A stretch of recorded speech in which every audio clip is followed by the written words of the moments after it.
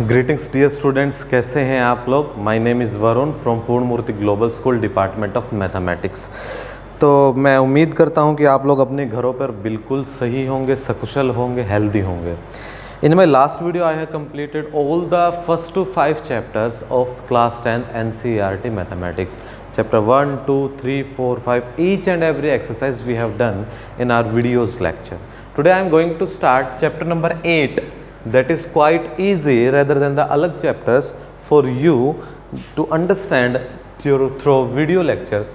So the name of the chapter number 8 is Introduction to Trigonometry. देखो बच्चे, trigonometry आपकी class में नई इंट्रोड्यूस होती है 10th क्लास में, लेकिन ट्रिग्नोमेट्री का इस्तेमाल आप जब तक मैथमेटिक्स पढ़ोगे इन योर लाइफ, चाहे आप ग्रेजुएशन में चले जाइए, पोस्ट ग्रेजुएशन में चले जाइए, तो ट्रिग्नोमेट्री का इस्तेमाल हर क्लास में होगा।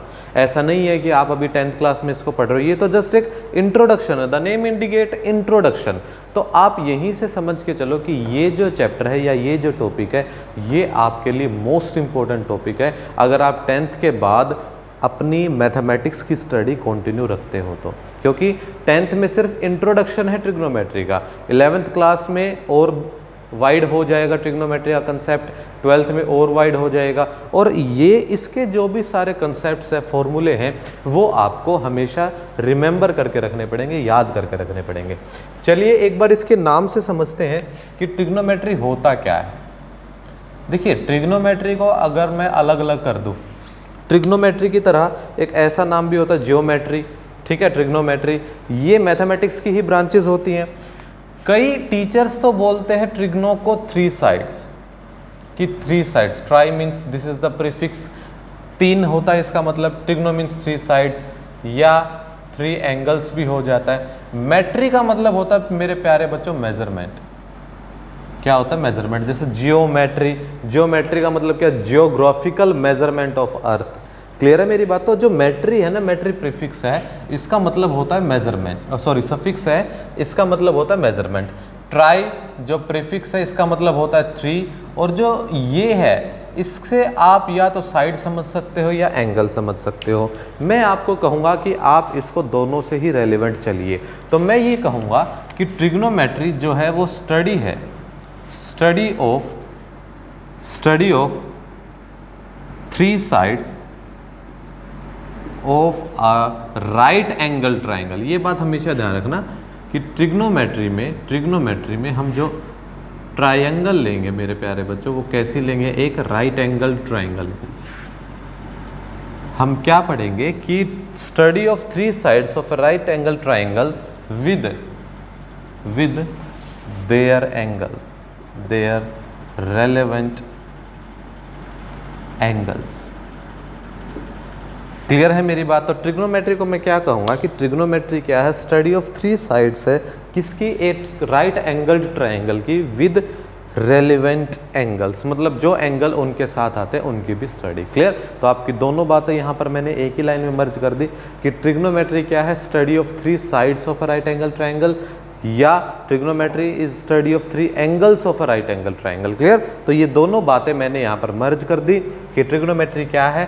3 एंगल्स की भी स्टडी है और 3 साइड्स की भी स्टडी है। क्लियर है मेरे प्यारे बच्चों? तो ट्रिग्नोमेट्री शब्द का मतलब आप समझ गए होंगे कि ट्रिग्नोमेट्री क्या है।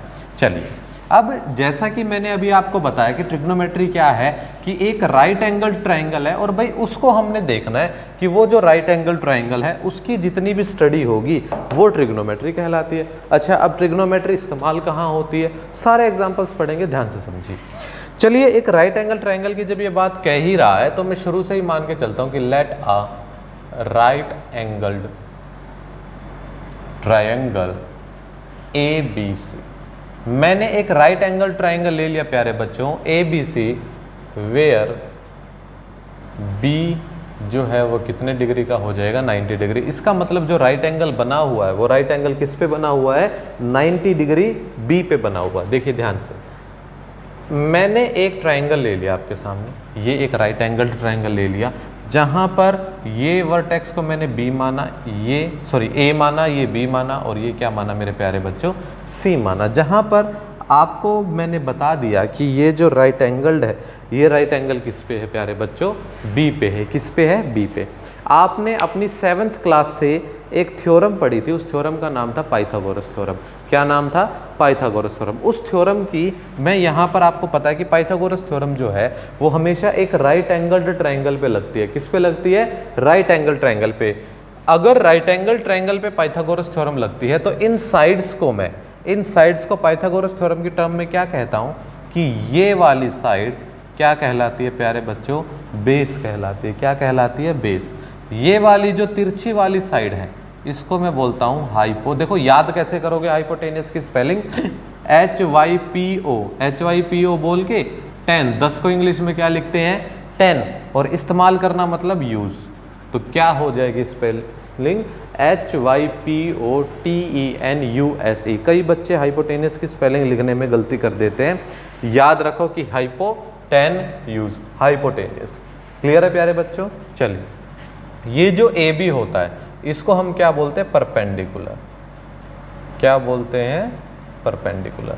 आपको पता है इन पाइथागोरस थ्योरम हम इनको इन टर्म्स में लिखते हैं, दैट इज हाइपोटेनियस, बेस और परपेंडिकुलर। अगर एब्रीवेशन या एक लेटर से इसको डिनोट करें तो इसको डिनोट करते कैपिटल H से, इसको डिनोट करते कैपिटल B से और इसको डिनोट करते हैं कैपिटल P से। बात समझ में आ गई? ठीक है, बात समझ में आ गई। अब ट्रिग्नोमेट्री जो है, ट्रिग्नोमेट्री टोटल डिपेंड करती है 6 ट्रिग्नोमेट्रिक फंक्शंस पर। किस पे डिपेंड करती है प्यारे बच्चों? 6 ट्रिग्नोमेट्रिक फंक्शंस पर। अभी मैं उनके बारे में बताऊंगा। दूसरा, ट्रिग्नोमेट्री में हम किसी भी फंक्शन के साथ एक एंगल जरूर लिखते हैं, एक एंगल जरूर लिखते हैं और उस एंगल को हम हमेशा या फिर 99% मान के चलते हैं कि वो जो एंगल होगा वो हाइपोटेनियस और बेस के बीच का एंगल होगा, दैट इज हियर। क्लियर? और उस एंगल को नाम दिया जाता है एंगल थीटा का। ये जो सिंबल है इसको बोलते हैं थीटा। क्या बोलते हैं? Theta. That is like this. Clear? ये किसी भी एंगल को मेजर करने के लिए काम में आता है। मैं ये कहूँगा थीटा कितने डिग्री का है? 30 डिग्री का है, 40 डिग्री का, 50 डिग्री का, 60 डिग्री का। वो अलग अलग क्वेश्चन के नेचर पे काम करता है। ठीक है, मैंने आपको कहा कि ट्रिग्नोमेट्री में कितने ट्रिग्नोमेट्रिक रेशो होते हैं? 6 ट्रिग्नोमेट्रिक रेशो होते हैं। कितने? 6 ट्रिग्नोमेट्रिक रेशो। ट्रिग्नोमेट्रिक फंक्शन हम कह देते हैं। और वो ट्रिग्नोमेट्रिक फंक्शन कौन कौन से होते हैं? नंबर 1 होता है प्यारे बच्चों साइन थीटा। क्या होता है? Sine theta. नाम ये है, छोटा करके हम इसको बोल देते हैं ऐसे, साइन थीटा। नंबर 2 होता है कोसाइन थीटा। क्या होता है? Cosine theta. शॉर्टकट में हम इसको बोलते हैं कोस थीटा। नंबर 3 होता है टेंजेंट थीटा। एब्रीवेशन का इस्तेमाल करके हम इसको बोल देते हैं टेन थीटा। नंबर 4 होता है कोटेंजेंट थीटा। एब्रीवेशन का इस्तेमाल करके इसको बोल देते हैं कोट थीटा। नंबर 5 होता है सीकेंट थीटा। एब्रीवेशन का इस्तेमाल करके बोल देते हैं सेक थीटा। नंबर 6 होता है कोसिकेंट थीटा। और शॉर्टकट में इसको बोल देते प्यारे बच्चों कोसेक थीटा। क्या बोल देते हैं? Cosec theta. तो ये मेरे पास 6 ट्रिग्नोमेट्रिक फंक्शंस होते हैं जिनको मैं बार बार लिखूंगा। और theta is the angle between hypotenuse and base. Theta क्या है? Angle between hypotenuse and base. Theta के विषय में क्लियर रहना, दिमाग में बिल्कुल क्लियर रहना कि थीटा क्या होता है। अब प्यारे बच्चों क्या है कि इनके बीच में कोई ना कोई रिलेशनशिप होती है, इनके बीच में कोई ना कोई रिलेशनशिप होती है। तो उस रिलेशनशिप को हम याद कैसे रखें वो चीज़ अब मैं आपको बताता हूँ। अलग अलग टीचर्स अलग अलग नाम देते हैं लिखने के लिए, मैं आपको बताता हूँ कि वो चीज़ें क्या हैं। मैं एक लाइन लिख रहा हूँ, उस लाइन के बेस पे आप इनके रिलेशनशिप को पहचानोगे। देखिए मैं एक लाइन लिख रहा हूँ, some people have curly brown hair turns permanently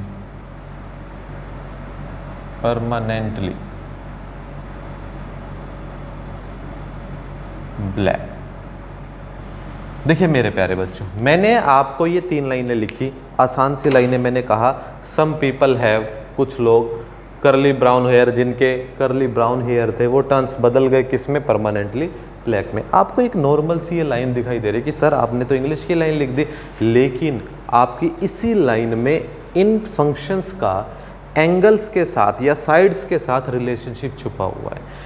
इन 3 लाइनों में मैंने कहा इन ट्रिग्नोमेट्रिक फंक्शंस का इन साइड के साथ रिलेशनशिप छुपा हुआ है। जैसे समझिएगा, मैंने क्या लिखा है, सम पीपल हैव। पहले इन 3 वर्ड्स को एनालाइज करते हैं। मैंने लिखा सम पीपल हैव। मैंने क्या बोला प्यारे बच्चों, सम पीपल हैव। इसका पहला लेटर आप समझ के चलना, क्या लिखा है, SPH। आप लिखोगे इस तरह से इसको, SPH ऐसे लिखोगे आप इसको, ठीक है। ये डिवाइड में लिखा जाएगा P/H, और S का मतलब होता है साइन थीटा। क्या होता है प्यारे बच्चों, साइन थीटा। तो आप क्या समझे कि जो साइन थीटा है वो क्या होता है, P/H होता है। क्या होता है प्यारे बच्चों, P/H होता है। रिपीट करता हूं, मैंने लिखा some people have. Some people have का मतलब होता है sine theta is equal to P/H। Sine theta is equals to P/H, और जहां साइन थीटा इक्वल हो जाएगा P/H मतलब परपेंडिकुलर अपॉन हाइपोटेन्यूस। मेरे प्यारे बच्चों क्लियर है। मैंने कहा परपेंडिकुलर अपॉन H, और वेयर थीटा, थीटा क्या होगा, थीटा के विषय मैंने बताया था, theta is angle between H and B। मतलब हाइपोटेनियस और बेस के बीच का जो एंगल होता है उस एंगल को मैं क्या नाम देता हूं, थीटा नाम देता हूं। क्या नाम देता हूं प्यारे बच्चों, थीटा नाम देता हूं। बात क्लियर। साइन थीटा क्या हो जाएगा, P/H। सिमिलरली अगला जो लाइन है वो क्या है, करली ब्राउन है, CBH, करली ब्राउन हेयर। C का मतलब क्या हो जाएगा, कोस थीटा। ध्यान से देख लो, S वाले भी 2 हैं, C वाले भी 2 हैं, लेकिन अभी मैं सिर्फ इन 3 के ऊपर इनकी बात मैं कर रहा हूं। ये 3 होते हैं प्राइमरी फंक्शंस, इनको बोलता हूं मैं प्राइमरी फंक्शन, और ये होते हैं सेकेंडरी फंक्शन। मेन ये फंक्शंस होते हैं। अगर आप इनका रिलेशनशिप याद रखते हो तो इनका खुद ब खुद हो जाएगा। अभी हम आगे उसके बारे में भी चर्चा करेंगे, लेकिन इनको हम बोलते हैं primary function, that is sine theta, cos theta और टेंजेंट थीटा। ये 3 प्राइमरी फंक्शंस होते हैं। बस अभी इनको ही दिमाग में रखो, बाकी इन्हीं के ही बच्चे हैं, इन्हीं से ही निकल के आएंगे, ठीक है। चलिए, साइन थीटा क्या हो जाता है, P/H। मैंने कहा some people have sine theta P/H। Curly brown hair, curly brown hair का मतलब क्या है, cos theta is equals to B/H। क्या होता है प्यारे बच्चों, मैंने क्या लिखा कि cos theta is equals to B/H। मतलब कोस थीटा, अगर कोस एंगल मुझे निकालना, theta is the angle between H and B, वो हमेशा फिक्स है कि थीटा जो है वो एंगल हमेशा H और B के बीच का ही रहेगा, कहीं और थीटा नहीं आएगा। अगर क्वेश्चन में पहले से नहीं दे रखा हो तो, अगर क्वेश्चन में कोई स्पेसिफिक कंडीशन नहीं दी गई होगी तो जो थीटा है वो बेस और हाइपोटेनियस के बीच का ही एंगल होगा हमेशा, ठीक है। तो कोस थीटा क्या हो जाएगा, कोस मतलब B/H, मतलब बेस अपॉन में हाइपोटेनियस। क्लियर प्यारे बच्चों। एक और line, turns permanently black. Turns permanently black मतलब tan theta is equal to P/, clear, tangent theta is equals to P/B, मतलब टर्न्स परमानेंटली ब्लैक। देखिए इन 3 लाइनों ने हमारी कितनी हेल्प कर दी कोई बात याद रखने में। मतलब sine theta is equals to P/H, cos theta is equal to B/H और tangent theta is equal to P/B। This is the most important thing which will be used in our next exercise. Clear, exercise 8.1 में ये बातें ज़रूर इस्तेमाल होंगी, ठीक है। चलिए अब इससे थोड़ा सा आगे बढ़ते हैं, कुछ और रिलेशनशिप की तरफ जाते हैं कि कुछ और रिलेशनशिप क्या होते हैं। देखिए प्यारे बच्चों, अब साइन, कोस और टेंजेंट तो मैंने निकाल लिया P/B, B/H और P/B में, लेकिन जो बाकी तीनों हैं उन्हीं को भी अगर मैं P/B और H की टर्म्स में निकालूंगा तो वो कैसे निकलेंगी। कुछ फॉर्मूले याद रखोगे आप। देखो, जो साइन थीटा होता है वो रेसिप्रोकल होता है कोसेक थीटा का। किसका होता है प्यारे बच्चों, कोसेक थीटा का रेसिप्रोकल होता है। दूसरा, जो कोस थीटा होता है वो सेक थीटा का रेसिप्रोकल होता है। आगे ना जैसे जैसे हम डिटेल में घुसते जाएंगे ट्रिग्नोमेट्री की, वैसे वैसे हम इसके बारे में पूरा डेप्थ में जाएंगे। मैं आपको ज़्यादा एकदम नहीं बता रहा क्योंकि ज़्यादा हम अपने अंदर स्टोर नहीं कर पाएंगे, थोड़ा थोड़ा स्टोर करके चलेंगे, ठीक है। जिस एक्सरसाइज में जितनी ज़रूरत होगी ट्रिग्नोमेट्री की मैं तुम्हें उतना ही कराऊंगा। जैसे अब 8.1 कर रहे हैं तो 8.1 में जहाँ जहाँ जितनी ज़रूरत होगी उतना ही करेंगे, 8.2 में जब आएंगे फिर और सीखेंगे, ठीक है। तो बस जितना मैं 8.1 के हिसाब से आपको बता रहा हूँ कि कितना ट्रिग्नोमेट्री की इस्तेमाल होगी। अब साइन थीटा 1/कोसेक, कोस थीटा 1/सेक, और सिमिलरली जो आपका टेंजेंट थीटा होता है प्यारे बच्चों वो होता है 1/कोटेंजेंट थीटा। क्या होता है? 1/कोटेंजेंट थीटा। अब समझिए, देखिए समझिए, साइन थीटा 1/कोसेक, अगर मैं यहाँ पर साइन थीटा को बदलकर 1/कोसेक थीटा लिख देता हूँ तो प्यारे बच्चों ये जो p/h था साइन थीटा 1/कोसेक, अगर पलट दूँ अब मैं इसको तो क्या हो जाएगा? Cosec theta is equals to h/p हो जाएगा। क्या हो जाएगा प्यारे बच्चों? Cosec theta is equals to h/p।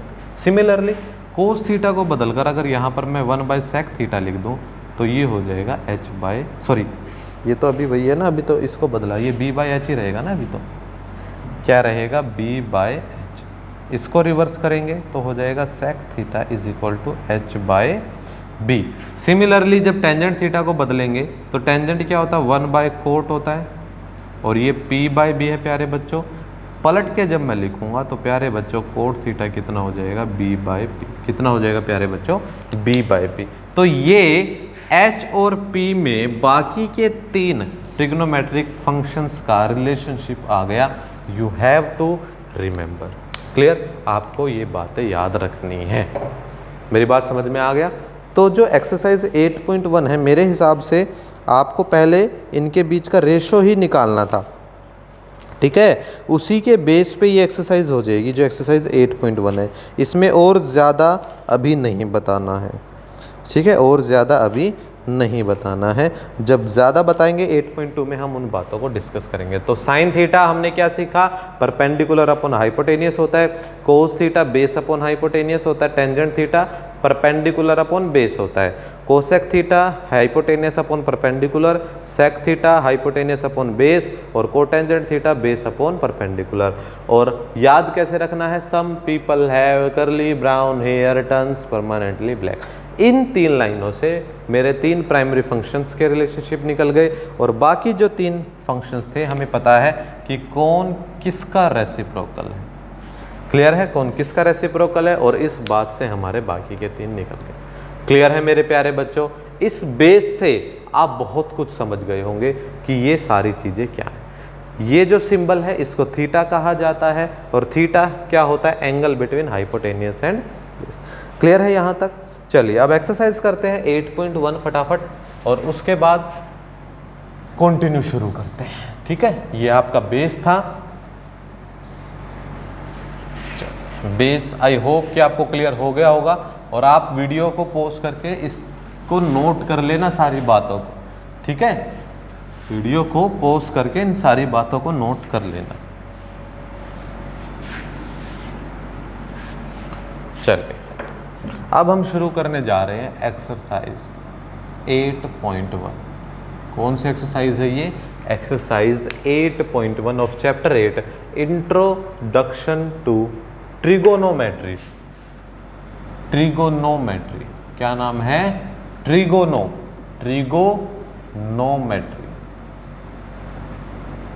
ठीक है, स्पेलिंग मिस्टेक मत करना। ट्रिगोनोमेट्री है नाम इसका। चलिए शुरू करते हैं। एक्सरसाइज 8.1 में क्या है प्यारे बच्चों? फटाफट क्वेश्चंस को देखो क्या है।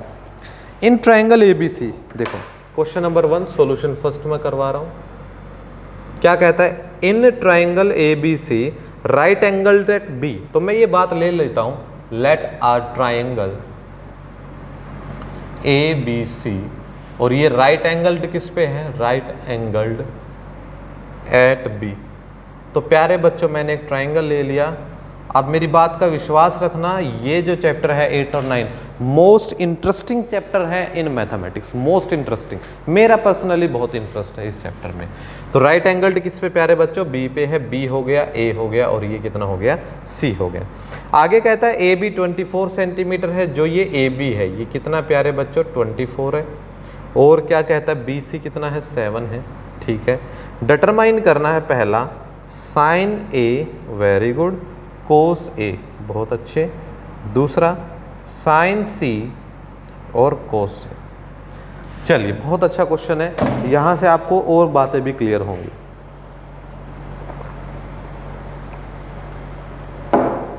देखिए, आपके पास एक ट्रायंगल है। पहले क्वेश्चन को ध्यान से देखिए भाई, यहां ना तो थीटा है ना तो थीटा है, यहां तो अल्फाबेट दे रखा है ए और यहां अल्फाबेट दे रखा है सी। इस बात का क्या मतलब है?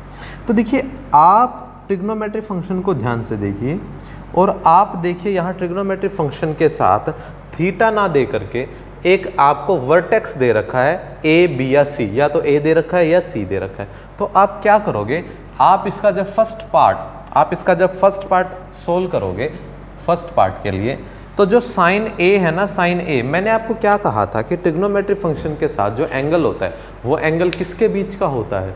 वो एंगल किसके बीच का होता है? हाइपोटेनियस और बेस के बीच का, हाइपोटेनियस और बेस के बीच का। इसका मतलब इस ट्रिग्नोमेट्री फंक्शन के साथ जो एंगल है वो हाइपोटेनियस और बेस के बीच में आएगा।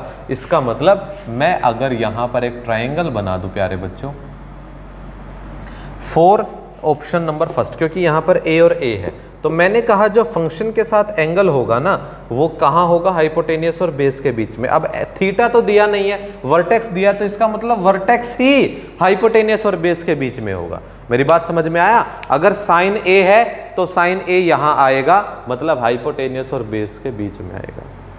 पॉइंट क्लियर है? अगर साइन ए है तो साइन ए हाइपोटेनियस और बेस के बीच में है। मेरी बात समझ में आई? चाहे ट्रायंगल हमने पहले कैसे भी बनाई हो, लेकिन क्वेश्चन के आधार पर ट्रायंगल दूसरी बनेगी, नहीं तो आप क्वेश्चन को गलत कर दोगे। Point clear? I hope I make myself clear to you. मेरी बात ध्यान से सुनो, मैंने क्या कहा, आप एंगल को ध्यान से देखोगे। अगर साइन ए दे रखा है, इसका मतलब जो ये ए है ये वर्टेक्स है, और मैंने कहा एंगल जो है वो हमेशा हाइपोटेनियस और बेस के बीच में होता है। अगर थीटा यहाँ नहीं है, इसका मतलब ये वर्टेक्स ही हाइपोटेनियस और बेस के बीच में होगा। चलिए, बाकी चीजें हम क्वेश्चन की कंडीशन के हिसाब से रखेंगे, जैसे उसने कहा था ये बिल्कुल भी चेंज नहीं होंगी। जो बाकी चीजें, जैसे राइट एंगल एट बी है, कर दिया, तीसरा पॉइंट सी रह गया, और उसने क्या दिया था, ए बी 24 है, तो ए बी कितना था? 24 सेंटीमीटर। जैसा क्वेश्चन कहता था वैसा ही। सी बी 7 था, तो सी बी मैंने 7 सेंटीमीटर ले लिया। कुछ चेंज नहीं किया अपने हिसाब से, बस अपने हिसाब से ट्रायंगल को घुमाया है और कुछ भी नहीं किया। मतलब इस ट्रायंगल को ऐसे घुमा दिया, ए यहाँ आ गया, सी वहाँ चला गया, बाकी चीज़ें सेम टू सेम। क्लियर मेरे प्यारे बच्चों? अब ये रिक्वायर्ड ट्रायंगल हो गई, तो आप क्या लिखोगे? This is required triangle to solve the problem as given. तो जो प्रॉब्लम आपको दे रखी है उसको सोल्व करने के लिए मुझे इस ट्रायंगल की जरूरत पड़ेगी। पहला, मुझे साइन ए निकालना है, साइन ए निकालना है। साइन के विषय में मेरे दिमाग में आया, some people have that is P upon H. यहाँ पर पी मतलब परपेंडिकुलर कौन है? बी सी है, और हाइपोटेनियस कौन है मेरे प्यारे बच्चों? ए सी है। क्या है? ए सी है। लेकिन मेरे पास तो वैल्यू 2 की ही है, मेरे पास ए सी की तो वैल्यू नहीं है, तो मैं पहले ए सी की वैल्यू निकालता हूँ। कैसे? By Pythagoras theorem. कौन सी थ्योरम से? पाइथागोरस थ्योरम से। पाइथागोरस थ्योरम क्या कहते हैं कि hypotenuse square is equal to perpendicular square plus base square. यहाँ हाइपोटेनियस कौन है? ए सी है, और परपेंडिकुलर कौन है प्यारे बच्चों? बी सी है, और बेस कौन है प्यारे बच्चों? A B. क्लियर? मैंने ये सारी बातें लिखी। इसके बाद ए सी मुझे निकालना था, ए सी स्क्वायर लिख दिया। बी सी कितना था आपका? बी सी 7 था, 7 स्क्वायर, और ए बी कितना था? 24 होल स्क्वायर। ये आ गया 49 प्लस ये आ गया लगभग 576, 576। इनको जोड़ो, कितना हो जाएगा? 9 6 15, 8 और 4 2 और 6। तो ए सी स्क्वेयर आपके पास कितना आ गया? 625। तो ए सी को आप क्या लिख दोगे? 25। वैसे तो 2 वैल्यू होती हैं, प्लस 25 माइनस 25, लेकिन क्यों? क्योंकि ये डिस्टेंस है तो मैं पॉजिटिव ही लूंगा। तो ए सी कितना आ जाएगा प्यारे बच्चों? 25 सेंटीमीटर। कितना आ जाएगा? 25 सेंटीमीटर। एक और बात, ए सी अब फिक्स हो गया मेरा कि ए सी 25 सेंटीमीटर ही है। अगर आप ये काम भी करोगे ना, सेकंड वाला भी, तब भी आपको पहले ए सी निकालना पड़ेगा।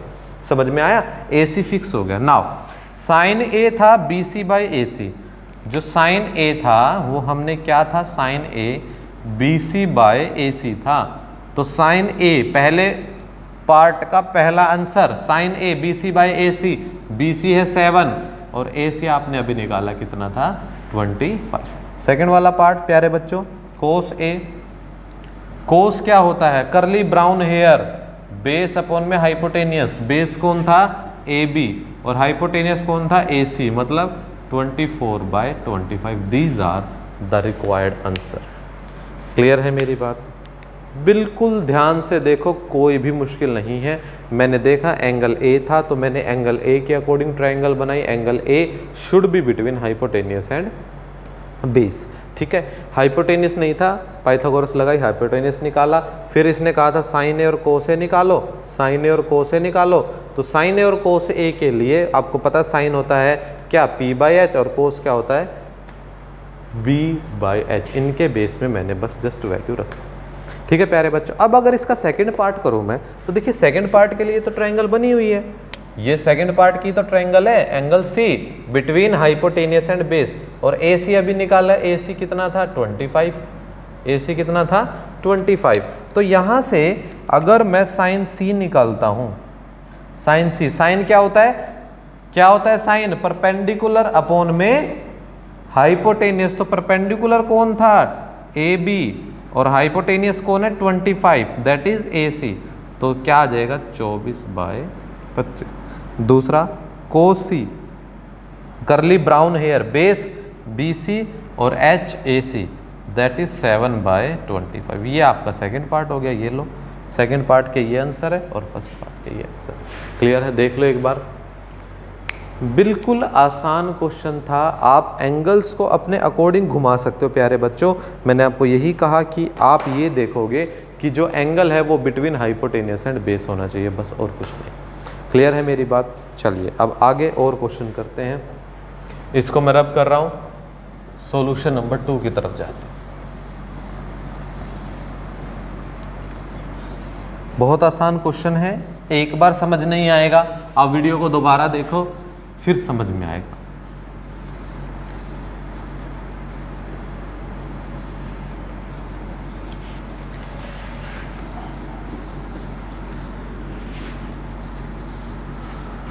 चलिए इसी के जैसा इसका सेकंड पार्ट है, क्वेश्चन नंबर 2। देखो क्वेश्चन नंबर 2 क्या कहता है, कहता है इन फिगर 8.13 फिगर क्या है, फिगर क्या है प्यारे बच्चों, इस तरह से है एक फिगर जहाँ के ऊपर क्या है राइट एंगल है, ये R है, ये 13 है और ये कितना है 12 है, ये पॉइंट आपका P है। कहता है फाइंड कीजिए tangent P minus cot R। Tangent P minus cot R निकालना है, tangent P minus cot R। तो पहले तो हम पाइथागोरस लगाएंगे, ठीक है, जो थर्ड साइड है उसको निकालेंगे। क्या लिखाओगे, apply Pythagoras theorem in triangle PQR। Triangle PQR में पाइथागोरस थ्योरम लगाओगे।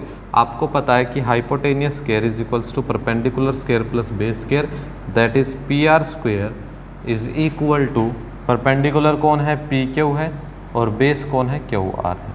तो बेटा ये 13 स्क्वायर और PQ प्यारे बच्चों 12 स्क्वायर और प्लस QR स्क्वायर। तो यहाँ से ये हो गया 169, ये हो गया भाई 144 प्लस में QR स्क्वायर और 169 minus 144 is equal to QR square, 25 is equal to QR square और QR यहाँ से फाइनल हुआ कितना है 5 है। तो इसका मतलब जो QR है वो कितना हो गया प्यारे बच्चों 5 हो गया। कितना हो गया है 5 हो गया। स्पीड से निकाला मैंने क्योंकि थर्ड साइड निकालते। अब दो बातें हैं, टेंजेंट P और कोट R। आपको पता है जब टेंजेंट P निकालना होगा, टेंजेंट P के लिए मुझे ट्रायंगल में जो P वर्टेक्स है उसको यहाँ लेना पड़ेगा, यहाँ लेना पड़ेगा। राइट एंगल तो Q पे ही रहेगा, वो चेंज नहीं होगा और ये पॉइंट क्या हो जाएगा R हो जाएगा। क्या हो जाएगा प्यारे बच्चों R। अब PQ 12 था तो PQ कितना है 12, ये बिल्कुल भी चेंज नहीं होगा। QR 5 था तो QR कितना है 5, और प्यारे बच्चों PR 13 था, तो PR तो कितना रहेगा 30। तो टेंजेंट P क्या होता है, टर्न्स परमानेंटली ब्लैक, मतलब P परपेंडिकुलर अपॉन में बेस। तो टेंजेंट P कितना हो गया प्यारे बच्चों 5/12 हो गया। कितना हो गया 5/12। दूसरा क्या निकालना, कोट R। तो कोट R के लिए मैंने कहा ट्रायंगल बदल जाएगी, जो R पॉइंट है वो यहाँ आ जाएगा, ये राइट एंगल ही रहेगा और ये पॉइंट कहाँ आ जाएगा, P आ जाएगा। वैल्यू वही रहेंगी, PR 13 था 13 ही रहा, PQ कितना था 12 था 12 ही रहा, और ये कितना आ गया प्यारे बच्चों 5 आ गया। कितना आ गया 5। कोट के विषय में मैंने आपको बताया था, कोट टेंजेंट का उल्टा होता है, अगर ये P/B है तो वो B/P हो जाएगा। बेस यहाँ पर 5 है और परपेंडिकुलर कौन है प्यारे बच्चों 12। इसका मतलब कोट R कितना हो गया 5/12 और टेंजेंट P कितना हो गया 5/12। हमें निकालना है tangent P minus cot R। तो प्यारे बच्चों ये कितना हो गया 5/12 minus 5/12, that is 0 is the required answer. क्या हो जाएगा 0 is the required answer. Clear है ये बात। तो ऐसे हम इसको पढ़ेंगे और आपको आई होप कि ये बात क्लियर हो गई होगी, है ना।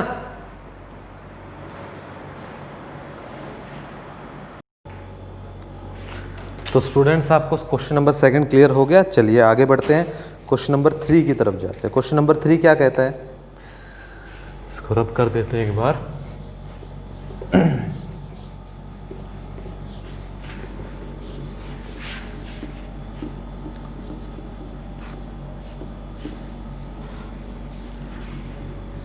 क्वेश्चन नंबर 3 कहता है बेटा, if sine A is equals to 3/4। Given में क्या है कि if sine A is equals to 3/4, ये कहता है कैलकुलेट कीजिए। क्या क्या कैलकुलेट करना है आपको, कोस A और टेंजेंट A। देखो सबसे बड़ी बात क्या है, आपको ये चेक करना है कि जो गिवन है उसका एंगल और जो निकालना है उन दोनों का एंगल क्या होना चाहिए, इक्वल होना चाहिए। इससे एक ही ट्रायंगल बनेगी। अगर अलग अलग है तो आपको पता है फिर ट्रायंगल चेंज होगी, और जैसी हमारी रिक्वायरमेंट होगी उसी के हिसाब से हमें ट्रायंगल बनानी पड़ेगी। ठीक है, चलिए इफ साइन A, अब सॉल्यूशन पार्ट हम कर रहे हैं, ये कैलकुलेट करना था। आपको पता है कि जो साइन A होता है प्यारे बच्चों, वो 3/4 वो कहता है सम पीपल हैव, मतलब बेस बाय क्या होता है ये हाइपोटेनियस। तो इसका मतलब है लेट अ ट्रायंगल, एक ट्रायंगल आपको माननी पड़ेगी। वो ट्रायंगल आपने क्या ले लिया, साइन ABC। अब एक ट्रायंगल ABC ले लिया। अगर मैं साइन थीटा की बात करूं तो A is the angle between hypotenuse and base, और यहां पर B पर 90 डिग्री का, तो A B और C। अब उसने कहा साइन A बेस अपॉन में हाइपोटेनियस, बेस कितना है 3 है और हाइपोटेनियस कितना प्यारे बच्चों 4 है। ये दोनों बातें हो गई, बेस 3 और हाइपोटेनियस कितना है 4। देख लो एक बार, साइन A कितना था 3/4, बेस अपॉन में हाइपोटेनियस। तो मैंने पहले तो साइन A के अकॉर्डिंग एक ट्रायंगल बनाई जहां पर A यहाँ होना चाहिए, और ये होता है पीपल हैव होगा भाई, पीपल हैव P/H होगा, सम पीपल है। तो P मतलब क्या हो जाएगा आपका 3 हो जाएगा, सम पीपल हैव। ठीक है, तो साइन A हो जाएगा P/H, तो 3/4, 3 परपेंडिकुलर और 4 क्या हो जाएगा हाइपोटेनियस। पहला स्टेप तो हमारा AB निकालने के लिए, तो आप क्या करोगे, इसके बाद apply Pythagoras theorem in triangle ABC। तो ट्रायंगल ABC में आपने क्या लगा दी, पाइथागोरस थ्योरम क्या कहती है, h² is equal to P² plus B²। h का मतलब क्या है AC², और भाई P का मतलब क्या है BC², और B का मतलब क्या है AB²। ऐसा लिखने के बाद AC कितना होता है 4², BC कितना होता है 3², और AB हमें निकालना है। तो प्यारे बच्चों ये कितना हो जाएगा 16 minus 3² 9 is equal to AB², ये हो जाएगा 7 इज इक्वल टू AB², और AB आपके पास कितना आ जाएगा √7। कितना आ जाएगा √7। AB कितना आ जाएगा आपके पास √7 आ जाएगा। ठीक है, अब हमें निकालना क्या क्या है, हमें निकालना क्या क्या है, कोस A। नाउ जो कोस ए होता है curly brown hair that is b by H, और b कितना है आपका ab है और h कितना प्यारे बच्चों ac है। तो ab क्या है, ab √7 है और ac कितना है ac दैट इज 4। तो कोस a कितना हो गया √7/4 हो गया। नेक्स्ट आपको टेंजेंट a निकालना है। टेंजेंट क्या होता है, turns permanently black, p by B, p कितना है आपका bc है, ठीक है, और b कितना है आपका ab है। तो bc भाई कितना है आपका 3 और ab आपने निकाला कितना √7। So these are the answer √7/4 और जो टेंजेंट a होगा वो होगा 3/√7। These are the respective answers. Clear है, बिल्कुल भी मुश्किल नहीं था। ऐसा क्वेश्चन पेपर में मिल जाता है, आपसे पूछा गया कि साइन a है 3/4, अगर ये गिवन में है तो बाकी के ट्रिग्नोमेट्रिक फंक्शन चाहे वो कोई भी निकालने के लिए कहता है, तो साइन a 3/4 है। आपने इसके अकॉर्डिंग एक ट्रायंगल बनाई, जो थर्ड साइड थी उसको with the help of Pythagoras theorem आपने फाइंड आउट किया, that is AB is equal to √7। और अगर आपके पास तीनों साइड्स की वैल्यू है तो आप किसी भी ट्रिग्नोमेट्रिक फंक्शन की वैल्यू को निकाल सकते हो। क्लियर है, चलिए सिमिलरली क्वेश्चन नंबर 4 हो जाएगा। 15 cot A is equal to 8 है, 15 को नीचे ले जाओ 8/15 हो जाएगा। कोट ए अगर 8/15 है तो with the help of Pythagoras theorem आप थर्ड साइड निकालोगे और एक रिलेशन आ जाएगा तीनों में, और फिर आप साइन ए और सीकेंट ए निकाल सकते हो। Now move to the next question. Question number 5 is quite simple as the last one. Secant theta अगर 13/12 है, तो सीकेंट थीटा अगर 13/12 है, सीकेंट थीटा के हिसाब से ट्राइंगल बनाइए। Theta is the angle between hypotenuse and base, और 13/12 है। सीकेंट क्या होता है h/b, क्या होता है h/b, मतलब हाइपोटेनियस 13 हो गया और बेस 12 हो गया, तो आपका परपेंडिकुलर निकल आएगा 5 और उसके बेस पे बाकी सारे ट्रिग्नोमेट्रिक फंक्शंस की वैल्यू आप निकाल दोगे। नाउ क्वेश्चन नंबर 6 इंपॉर्टेंट है और वो पेपर में भी आता है हर बार। अब की बार भी CBSE ने ये क्वेश्चन पूछा हुआ था। पेपर के पॉइंट ऑफ व्यू से आपका जो क्वेश्चन नंबर 6 था वो इंपॉर्टेंट है, उसको मैं कराऊंगा स्टेप बाय स्टेप, आप समझोगे कि ये चीज क्या है। क्वेश्चन नंबर 6 सॉल्यूशन 6 क्या कहता है, सॉल्यूशन 6 में कहता है if angle A and angle B are acute angles. क्या लिखता है कि if angle A and angle B are acute angles. Acute angles क्या, मैं उम्मीद करूं कि आपको पता होगा। एक्यूट एंगल्स वो एंगल्स होते हैं, एक्यूट एंगल्स वो एंगल होते हैं जो क्या होते हैं प्यारे बच्चों, लेस देन 90 डिग्री होता है। क्या होता है, लेस देन 90 डिग्री होता है। उनको हम क्या कहेंगे, एक्यूट एंगल्स कहेंगे। क्या कहेंगे, एक्यूट एंगल्स कहेंगे। और ये एंगल क्या होता है प्यारे बच्चों, लेस देन 90 डिग्री। इसने ये कहा कि if angle A and B are acute angle such that, given में क्या है, गिवन में क्या है कि जो कोस A है वो कोस B के इक्वल है। जो कोस A है वो किसके इक्वल है, कोस B के इक्वल है। और आपको ये शो करना है, टू शो आपको क्या करना है कि जो एंगल A है वो किसके इक्वल हो जाएगा, एंगल B के। ये कंसेप्ट है, ये कंसेप्ट है और आपको ये चीज़ें प्रूव करनी है। अब स्टेप बाय स्टेप आप ध्यान से देखोगे बोर्ड को क्या क्या होता जाता है, समझिए। इसने कहा कोस A किसी कोस B के इक्वल है, तो मैं एक बार दो ट्रायंगल मान लेता हूं। अब यहां से मैं इसको प्रूफ करने जा रहा हूं। मैंने ले लिया लेट आ ट्रायंगल। मैंने एक ऐसी ट्रायंगल ली जिसमें एंगल A है, जिसमें एंगल A है, तो मैंने ले लिया PQA। बिल्कुल स्टेप बाय स्टेप ध्यान से समझना। मैंने एक ट्रायंगल ले ली PQA एंड ट्रायंगल। एक दूसरी ट्रायंगल जिसमें एंगल B आए, जिसमें एंगल B आए, तो वो मैंने ले ली सपोज DRB। देखो नाम चाहे आप कुछ भी ले लो, कंसेप्ट सही होना चाहिए, फिर कोई प्रॉब्लम नहीं होगी। तो एक ट्रायंगल तो मैंने ले ली PQA, मैं बना देता हूं ये ट्रायंगल जिसमें A यहां होगा, P और Q हो गया। दूसरी ट्रायंगल मैंने ले ली प्यारे बच्चों जिसमें B यहां हो गया और D यहां और R यहां। R और Q क्या है, 90 डिग्री के एंगल है। यहां लिख देता हूं सच दैट एंगल जो Q है वो एंगल R के इक्वल है और दोनों कितने डिग्री के हैं, 90 डिग्री के हैं। क्लियर है मेरी बात? यहाँ तक बात क्लियर है?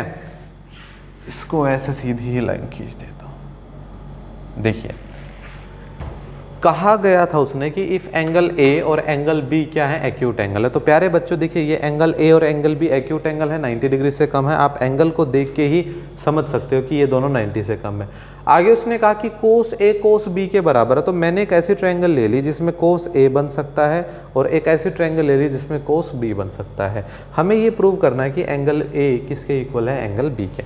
अब समझिए प्यारे बच्चों, यहाँ से इस वाले ट्रायंगल से इसको अगर मैं फर्स्ट फिगर का नाम दूं और इसको मैं अगर सेकंड फिगर का नाम दूं, तो बेटा इन फर्स्ट फिगर जो आपका कोस ए होता है, curly brown hair, that is base upon में हाइपोटेनियस होता है, बेस अपॉन में हाइपोटेनियस। यहाँ पर बेस क्या होगा मेरे प्यारे बच्चों, ए क्यू होगा, और हाइपोटेनियस क्या होगा मेरे प्यारे बच्चों, ए पी होगा। बोलो कोई दिक्कत है? अगर इस ट्रायंगल की मैं बात करूं, बिल्कुल स्टेप बाय स्टेप समझना है, थ्योरम है ये, कोई क्वेश्चन नहीं है। और थ्योरम को अगर स्टेप बाय स्टेप समझोगे ही तो समझ में आएगा, नहीं तो नहीं आएगा। मैंने कहा कोस ए मैं निकालने जा रहा हूं। कोस ए क्या होता है, curly brown hair, that is base upon में हाइपोटेनियस। बेस है ए क्यू और हाइपोटेनियस क्या हो गया, ए पी। मैंने वो बात लिख दी। और अब सेकंड में, इन सेकंड में क्या है, कोस बी, और कोस बी भी यही होता है, बेस अपॉन में हाइपोटेनियस। तो बेस इसका कितना है, बी आर, और हाइपोटेनियस कितना इसका, बी डी। कितना प्यारे बच्चों, बी डी। ये बात आपको क्लियर हो गई? बोलो बिल्कुल क्लियर हो गई। अब इसके बाद आपको क्या करना है, ऐसा करने के बाद यहाँ कर रहा हूँ इसको ऐसे ऐसे, मैं एरो बताता जाऊँगा कैसे कैसे क्या। अब गिवन में है क्या, गिवन में है कि कोस ए इक्वल है कोस बी के। अगर ये गिवन में है तो कोस ए तो ए क्यू था बाय ए पी, और कोस बी कितना है, B R by B D, और इन दोनों को किसी एक कांस्टेंट के इक्वल बोल दो। मैंने वो कांस्टेंट बोल दिया के।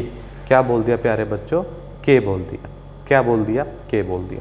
बात क्लियर है कि ये दोनों इक्वल है और यही दोनों किसी के इक्वल है। यही दोनों क्या है, किसी के इक्वल है। इतना क्लियर है? अब समझिए, यहाँ से मैं ये बोल सकता हूँ कि A Q by A P भी के इक्वल है, और B R by B D भी किसके इक्वल है, के इक्वल है। तो इस बात को मैं एक नाम दे देता हूँ। मैंने वो नाम दे दिया, अब तक 1 2 दिया है ना, मैंने इसको नाम दे दिया इक्वेशन नंबर 1 का। क्या नाम दे दिया, रिलेशन नंबर 1। मतलब A Q by A P भी के इक्वल है और B R by B D भी किसके इक्वल है, के इक्वल है। अब फर्स्ट में पाइथागोरस थ्योरम लगाइए। आप लगाओ, apply Pythagoras theorem in triangle. कौन सी है ये, ए क्यू पी या पी क्यू ए। क्या कहता है पाइथागोरस थ्योरम कि sir A P whole square is equal to P Q whole square plus A Q whole square. ये हो गया। अब समझिएगा मेरी बात, देखो अब इसके बाद आप यहां से वैल्यू निकालोगे। कोस में इस्तेमाल क्या क्या हुआ है, कोस में हुआ है बेस अपॉन कर्ली, क्या होता है, some people have curly brown hair. B और एच का इस्तेमाल हुआ है, तो आप परपेंडिकुलर की वैल्यू निकालोगे। परपेंडिकुलर कौन है, पी क्यू। परपेंडिकुलर कौन है, पी क्यू। तो पी क्यू की आप वैल्यू निकालोगे यहां से, तो P Q square A P square minus में A Q square is equals to P Q square. इसको ऐसे लिख देते हैं, और मैं इसको क्या नाम दे दूं, इसको मैं इक्वेशन नंबर 2 का नाम दे देता हूं। सिमिलरली, मैंने कहा फिर सिमिलरली अप्लाई पाइथागोरस थ्योरम। अब दूसरी वाली ट्रायंगल में, दूसरी ट्रायंगल कौन है, D R B. D R B में करेंगे तो डी बी का whole square is equal to D R का होल स्क्वायर और प्लस आर बी का होल स्क्वायर। किसका, आर बी का होल स्क्वायर। यहां से भी आप परपेंडिकुलर की वैल्यू निकाल के रखोगे, डी आर को एक तरफ रखोगे, तो D B square is equals to D B square minus RB square is equal to DR is equals to DR whole square is equals to DR whole square. यहां तक क्लियर है भाई? यहां तक क्लियर है आपको कि जो DB स्क्वेयर है वो क्या हो जाएगा आपका DB square minus RB square is equals to DR square. इसको मैंने नाम दे दिया इक्वेशन नंबर 3 का। अब मैंने नाम दे दिया इसको इक्वेशन नंबर 3 का। इसके बाद देखिए बोर्ड पे जगह की कमी है तो इसीलिए एक एक स्टेप बिल्कुल ध्यान से समझिए। अब मैं डिवाइड कर रहा हूं इक्वेशन नंबर 2 को इक्वेशन नंबर 3 से, देखते हैं क्या बनता है। Divide equation 2 by equation 3। तो मैं इक्वेशन 2 को इक्वेशन 3 से डिवाइड कर रहा हूं। इक्वेशन 2 को इक्वेशन 3 से डिवाइड कर रहा हूं।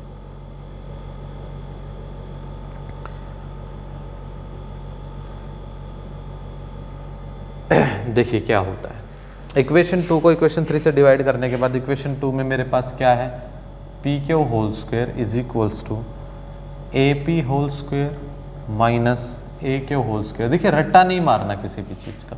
डिवाइड करूंगा तो DR होल स्क्वायर, PQ है DR होल स्क्वायर, इसको डिवाइड कर रहे हैं ना किससे मेरे प्यारे बच्चों, DB होल स्क्वायर से माइनस RB होल स्क्वायर से।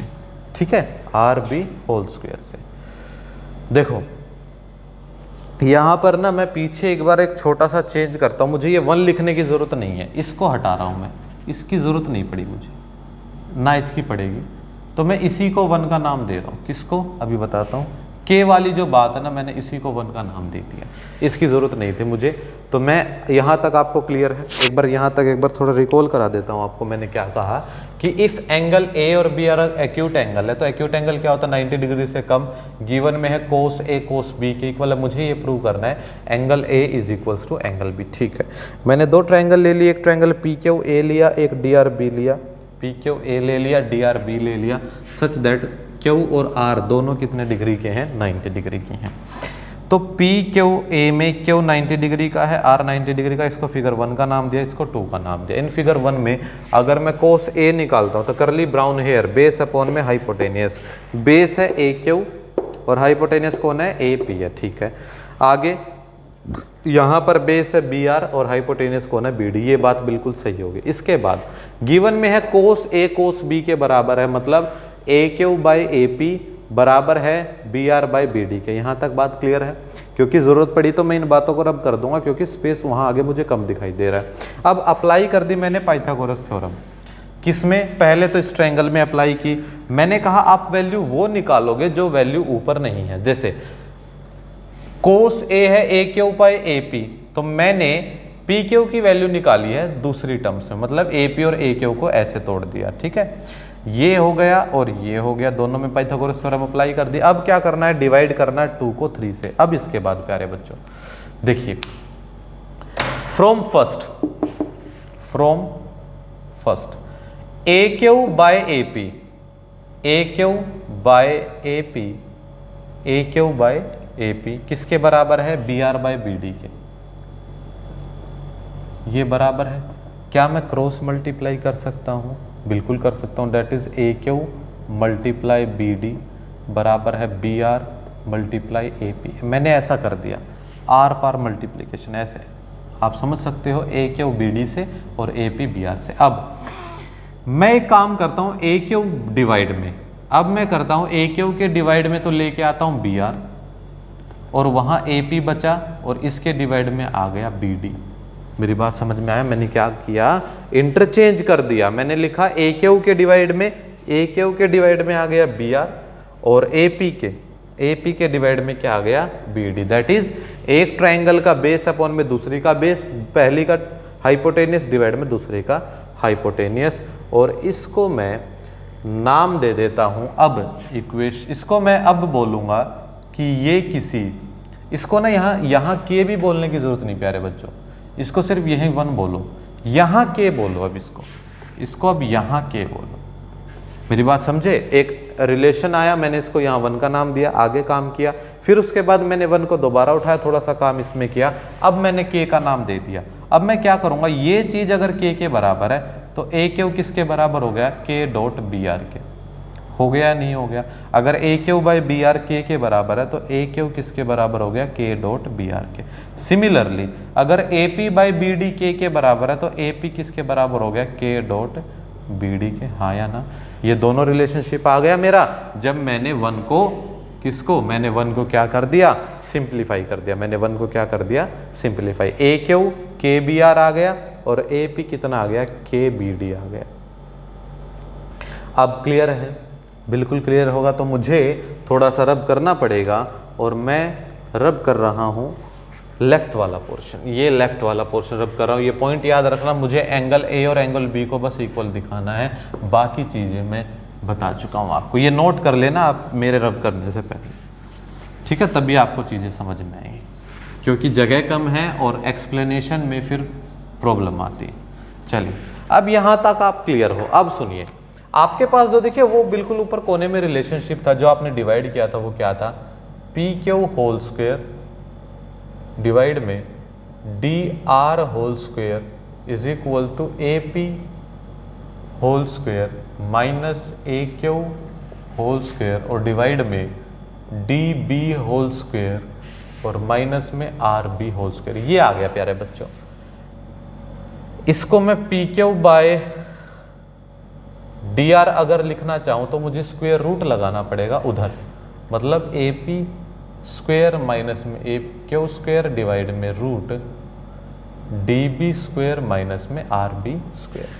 ठीक है, तो P Q by D R हो गया अगर, तो ए पी क्या है, ए पी के बी डी है ना, ए पी देखिए वो रहा, ए पी क्या है, के बी डी है, तो मैंने ए पी को के बी डी से रिप्लेस कर दिया। ए पी को क्या लिख दिया, के डॉट बी डी का होल स्क्वायर, और ए क्यू क्या है, के डॉट बी आर का होल स्क्वायर, और डिवाइड में रूट डी बी स्क्वायर, वो निचले वाले को चेंज नहीं करना, P Q by D R is equals to K square, ये कितना हो जाएगा, K square dot B D square minus K square B R square, और डिवाइड में कितना आ जाएगा, डी बी स्क्वायर माइनस में आर बी स्क्वायर। तो प्यारे बच्चों P Q by D R, देखिए के स्क्वायर दोनों में से कॉमन और रूट के बाहर आएगा तो सिर्फ के बचेगा, अंदर क्या बचा, बी डी स्क्वायर या डी बी स्क्वायर बोल सकते हैं, और आर बी स्क्वायर या बी आर स्क्वायर बोल सकते हैं, और नीचे भी क्या है, डी बी स्क्वायर माइनस में R B square, cancel out हो गया। तो ये किसके इक्वल बचा, सिर्फ के इक्वल बचा। किसके इक्वल बचा, सिर्फ के इक्वल बचा। ठीक है, इस बात को भी मैं मिटा रहा हूँ यहाँ पर। देखिए स्पेस कम था, थ्योरम लंबी है और इम्पोर्टेंट है, मैंने कहा। आपने अब ये प्रूव कर दिया कि P Q by D R किसके इक्वल है, के इक्वल है, that is P Q by D R भी किसके इक्वल है, के इक्वल है। और के इक्वल पहले क्या था, ए क्यू था बाय बी आर था, वो भी के इक्वल था, ए पी था बाय बी डी था, वो भी के इक्वल था, और अब आपने क्या कर दिया कि पी क्यू बाय डी।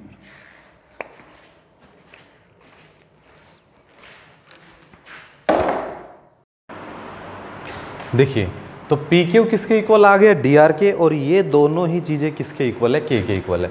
वहाँ भी वे के इक्वल है, तो मैं इन तीनों को एक साथ लिख देता हूँ, that is A Q by B R is equal to A P by B D, और ये भी किसके इक्वल आ गया बेटा, के इक्वल आ गया, that is P Q by D R, और ये सारे के सारे किसके इक्वल है, के इक्वल है। तो थोड़ा सा तुम्हें रिकॉल कराता हूँ कि हमने जो ट्राइंगल बनाई थी वो ट्राइंगल कैसे बनाई थी, एक्यूट एंगल एट ए था और दूसरा एक्यूट एंगल एट बी था। तो ये ए वाला क्या था, पी क्यू ए क्यू पे 90 डिग्री एंगल था, और ये क्या था, डी आर बी, और आर पे 90 डिग्री का एंगल है। अब समझिए A Q by B R, ठीक है, इक्वल है A P by B D, और इक्वल है P Q by D R. मेरे प्यारे बच्चों, अगर दो ट्राइंगल की साइड का रेशो अगर इक्वल है तो मैं ये कह दूंगा कि जो दोनों ट्राइंगल होंगी ना पी क्यू ए, वो सिमिलर हो जाएंगे डी आर बी के। समझ में आ गया? ये 6th चैप्टर में एक थ्योरम है कि अगर दो ट्राइंगल सिमिलर होती हैं तो उनकी साइड्स का रेशो इक्वल होता है, उनकी साइड्स का रेशो इक्वल होता है और उनके दो एंगल बराबर होते हैं और वो दोनों एंगल क्या हो जाएंगे, angle A is equals to angle B. क्या हमें यही प्रूव करना था? बिल्कुल, by property of similar triangles. तो ये किस प्रॉपर्टी से हो गया प्यारे बच्चों? प्रॉपर्टीज ऑफ सिमिलर ट्रायंगल से। क्लियर? तो आई होप कि आपको ये चीज़ समझ में आ गई होगी। चलिए अब आगे बढ़ते हैं, क्वेश्चन नंबर 7 पे आते हैं। इसके बाद नेक्स्ट क्वेश्चन,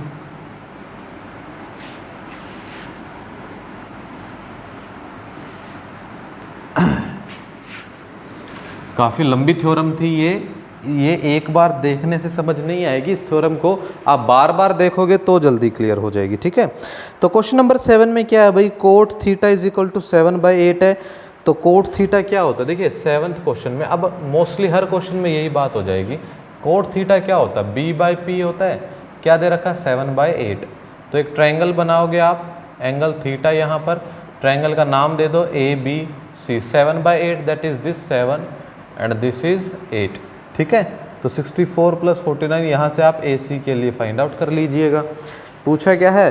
1 + sin थीटा, तो sin थीटा की वैल्यू डाल दो, cos थीटा की वैल्यू डाल दो, क्वेश्चन हो जाएगा। सिमिलरली क्वेश्चन नंबर 8 में भी 3 cot theta is equal to 4 दे रखा है।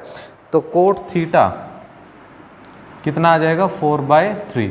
इसके बेस पे आप ट्रायंगल बनाओगे, थीटा एंगल ऐसे, और क्या होता है b/p, तो बेस है आगा 4 और ये 3, तो ये 5 आ जाएगा। बाकी की सारी वैल्यूज़ आप निकाल दोगे, ये भी इजी है। चलिए क्वेश्चन नंबर 9 करते हैं। ठीक है प्यारे बच्चों, आपके लिए छोड़ रहा हूँ क्योंकि ऐसे क्वेश्चन हम इस वीडियो में पहले कर चुके हैं।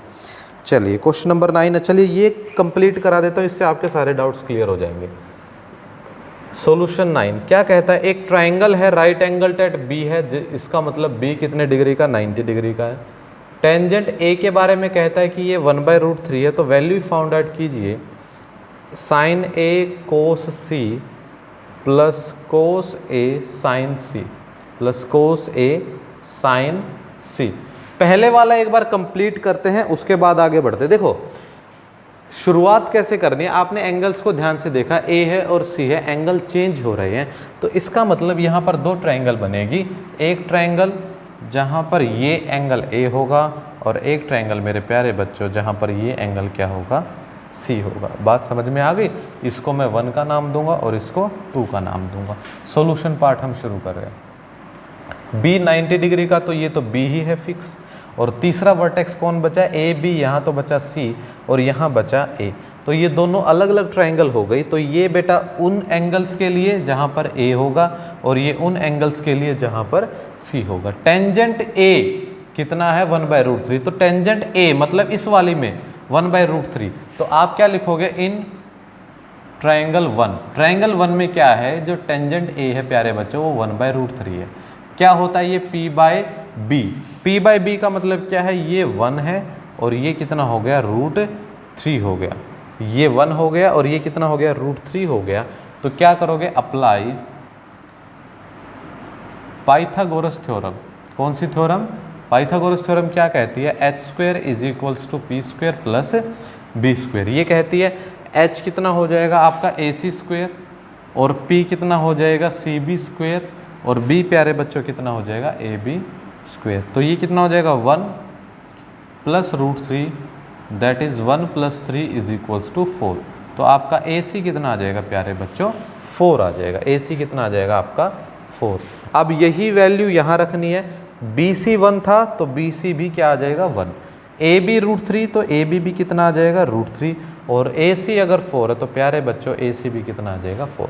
तो सारी की सारी वैल्यूज़ मैं फाइंड आउट कर चुका हूँ, अब जस्ट मुझे वैल्यूज़ निकालनी है। तो नाउ हमें क्या करना प्यारे बच्चों? sin A cos C और प्लस cos A और sin C। तो देखो sin A कितना होगा? sin का मतलब क्या? Perpendicular upon hypotenuse. A वाली फिगर परपेंडिकुलर 1 है और हाइपोटेनियस 4 दैट इज 1/4 मल्टीप्लाई।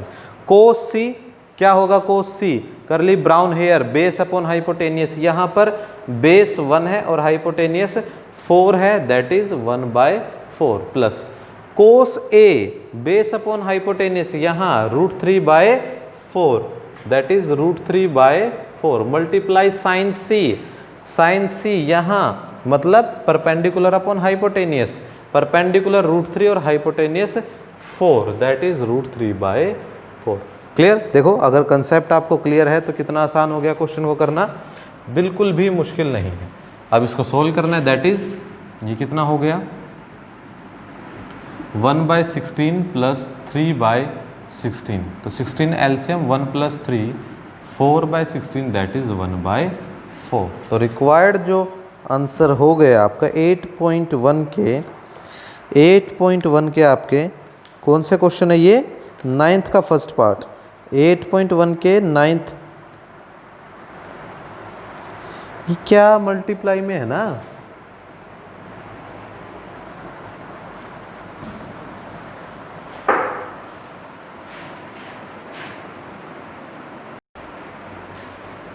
देखो कितना हो गया ये 1 + 3। अगर ये 1 + 3 हो गया तो इसका मतलब AC² 1 + 3 और AC कितना आ जाएगा 1 + 3 = 4 और AC की वैल्यू क्या आ जाएगी प्यारे बच्चों 2 आ जाएगी। AC कितना हो जाएगा आपका 2 हो जाएगा, AC कितना हो जाएगा 2 हो जाएगा।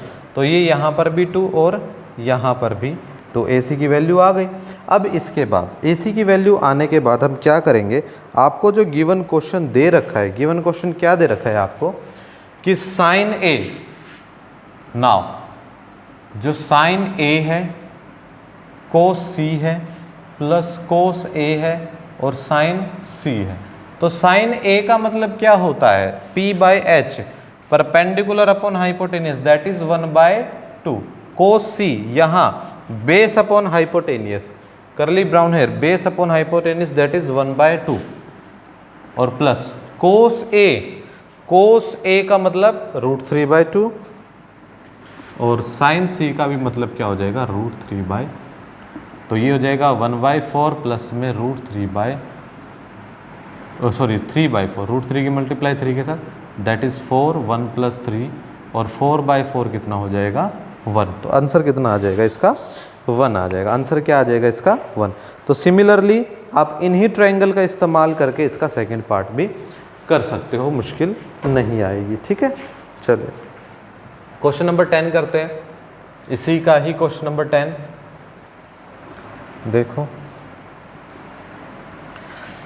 अगर आप ध्यान से सीख रहे हो, कंसेप्ट रेलेवेंट सीख रहे हो तो बेटा चीज़ें आसानी से समझ में आएंगी। ठीक है, चलिए क्वेश्चन नंबर 10 देखते हैं एक बार क्या है। क्वेश्चन नंबर 10 में ये कहता है in triangle PQR, angle Q कितने डिग्री का 90 degree, right angle Ted Q, PR plus QR कह रहा है 25 सेंटीमीटर, PQ कह रहा है 5 सेंटीमीटर, ये कहता है फाइंड साइन P कोस P टेंजेंट P। तो ये उन एंगल्स की बात कर रहा है जहाँ पर जो एंगल है वो क्या होगा प्यारे बच्चों P होगा, क्या होगा P होगा। चलिए कोशिश करते हैं इस बात की। अगर P होगा तो अकॉर्डिंग टू क्वेश्चन आप ले लो एक ट्रायंगल, लेट ट्रायंगल PQR जहाँ Q क्या होगा 90 डिग्री पे होगा, तो Q तो 90 डिग्री पे होगा लेकिन मैं यहाँ एंगल P ले लेता हूँ ताकि जो मैं निकालूँ वो मेरा P एंगल के रिस्पेक्ट में ही निकल जाए। अब PQ जमा QR 25 है, तो अगर मैं इन दोनों में से किसी एक को कुछ मान लूँ कि लेट QR को सपोज मैंने x सेंटीमीटर मान लिया, QR को मैंने x सेंटीमीटर मान लिया, तो PR प्लस x = 25 हो गया, तो PR कितना हो गया 25 माइनस x सेंटीमीटर, और प्यारे बच्चों PQ कितना हो गया आपका 5 सेंटीमीटर गिवन है। अब मैं इसमें पाइथागोरस थ्योरम अप्लाई कर रहा हूँ। अप्लाई पाइथागोरस थ्योरम क्या कहती है कि PR whole square is equal to QR whole square और plus PQ whole square. PR कितना है 25 माइनस x होल स्क्वायर और भाई QR कितना है x स्क्वायर और PQ कितना है 5 स्क्वायर, तो ये a minus b whole square आ जाएगा that is a square plus B square minus 2ab और एक्स स्क्वायर प्लस 25। फर्दर इसको सोल्व करेंगे 625 plus X square minus 50x is equals to X square plus 25। X square से X square cancel हो गया, ये उधर ले जाओ और इसको इधर ले आओ। 625 minus 25 is equal to 50x, 600 is equal to 50x, 600 by 50 that is 12 is equals to x। तो x की वैल्यू मेरे प्यारे बच्चों कितनी आ गई आपके पास? 12 आ गई। अगर x 12 आ गई है, इसका मतलब जो आपका क्यू आर है वो कितना आ जाएगा? 12 सेंटीमीटर। आपका जो पी आर है वो कितना था? 25 minus X that is 25 minus 12 is equals to 13 centimetre. और पी क्यू कितना आ जाएगा प्यारे बच्चों? 5 सेंटीमीटर। तो पी क्यू कितना है? 5 सेंटीमीटर। पी आर कितना है? 13 सेंटीमीटर। और क्यू आर कितना प्यारे बच्चों? 12 सेंटीमीटर। अब हमें क्या निकालना है? नाउ जो साइन ऑफ P है क्या होता है? Perpendicular upon hypotenuse. परपेंडिकुलर कौन है? आर क्यू है। हाइपोटेनियस कौन है? पी आर है। तो कितना आ जाएगा? 12/13 आ जाएगा। सिमिलरली कोस P, स्पीड से इसीलिए करा रहा हूं क्योंकि सारे कंसेप्ट सिखा चुका हूं। P Q by P R that is 5/13। और आपका जो टेंजेंट P है क्या होगा? Perpendicular that is R Q by base that is P Q is equals to 12/5। तो आंसर्स कितने हो जाएंगे आपके? 12/13 क्या हो जाएगा आपका?